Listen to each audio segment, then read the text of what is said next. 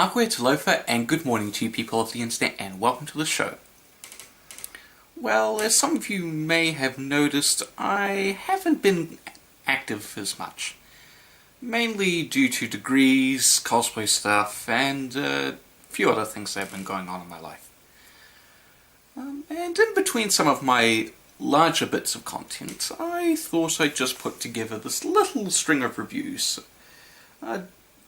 With my exams out of the way, I had a little bit more time to catch up on some films and some games, and I thought, hey, why not do a quick little video just to say what I've been up to lately, what I think of these. So, let's get started. First movie I want to talk about is The Big Lebowski. I had a few friends who sung this film's praises to me, and I was pretty keen to watch this film. Though I have to say, I wasn't as into it as I hoped I would be.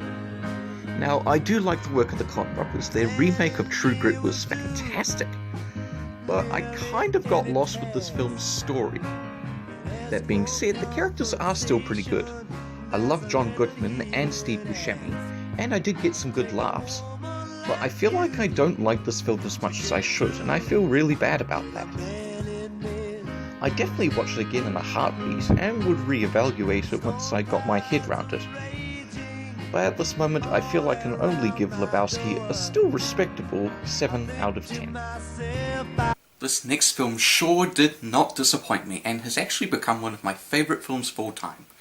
And that is Full Metal Jacket. Where do I begin with this film? Well, I should state for the record, this is my first Kubrick film, and I adore it. Set during the Vietnam War, the film follows Private Joker, first through training and then into the full force of the conflict. The story is well told, capturing in full the war and the attitudes of the soldiers. But the characters are what really sell it. I love Joker, Cowboy, Gomer Pyle, and of course Ali Ermey as Sergeant Hartman. He was amazing, had me in hysterics from the minute he appeared on screen. And the fact he improvised his dialogue is impressive in itself, given Kubrick wasn't keen on straying too far from the script. Let me see your war face. Sir! You got a war face? Ah! That's a war face! Now let me see your war face! Ah! Bullshit! You didn't convince me! Let me see your real war face! Ah! You don't scare me! Work on it! Sir, yes, sir! All these characters are fantastic, well acted and likeable. Combine those with other fantastic elements and you have Full Metal Jacket. Unreservedly, this gets a full 10 out of 10.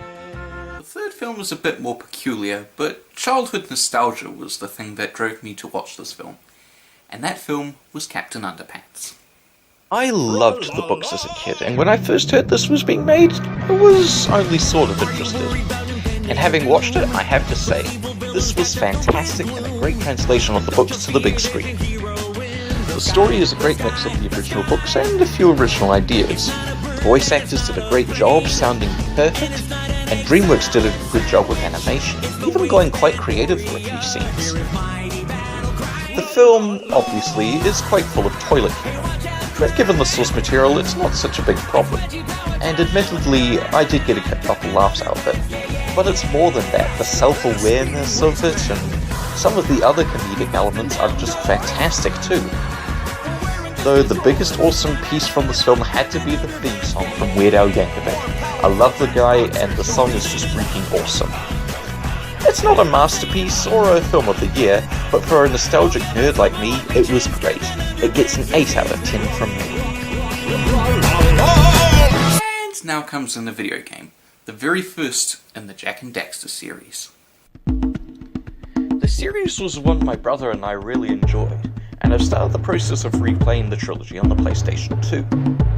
I'm currently replaying the second one, having finished the first one, and it was good to revisit. The first game was a great platformer and an adventure title with some good gameplay to boot. It adventured through your world to prevent Dark Eco being exploited by Gol and Maya and their army of lurkers. Now, I do like this game, but admittedly, I'm not as fond of it as Jak 2 and 3.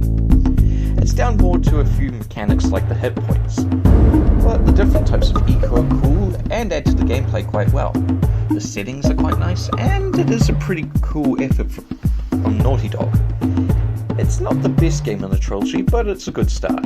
An 8 out of 10 is my score. So these were just my thoughts. What do you guys think of these? Have you guys been playing anything new or watching anything new? Feel free to have a chat with me down in the comments. I will try and have some more videos up in the near future. But until next time guys, goodbye, haerera.